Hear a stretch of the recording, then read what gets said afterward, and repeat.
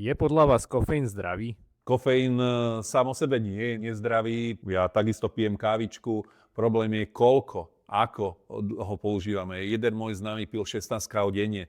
To je nezmysel. Už nežije. V rozumnej dávke vie zlepšiť sústredenie, výkon, náladu a dokonca aj citlivosť na inzulín. Problém nastáva vtedy, keď sa z kofeínu stáva nejaká barlička, čiže namiesto spánku, regenerácie. Telo potom nefunguje lepšie, len je umelo vytlačené cez stresové hormóny. No a to, z čoho mi je dokonca zle, keď dneska vidím, chodím trošku už aj ja do fitness centra, takže vidím tam mladých ľudí, ktorí v predtréningových dávkach berú 500 až 1000 kofeínu, myslím v miligramoch, kofeínu naraz. To je obrovská mega dávka a obrovská chyba. To už není nakopnutie, ale šok pre nervový systém, pre srdce. Tí ľudia majú 20 rokov, ale keď budú mať 50 rokov, nedožijú sa 50-ky. Chcem len povedať to, že kofeín zvyšuje krvný tlak, zvyšuje puls, vyčerpáva sa nadobličkový systém a rastie riziko arytmii.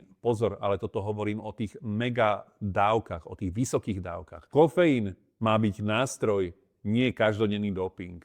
Takže keď si dáte 2-3 kávičky za deň, je to úplne v poriadku. Udržujete sa na nejakej energetickej úrovni. Takže keď ho používate rozumne, môže pomáhať. Ale keď s ním len maskujete únavu, telo si skôr alebo neskôr vypýta späť to, čo ste mu zobrali. Neskôr vám to spočíta.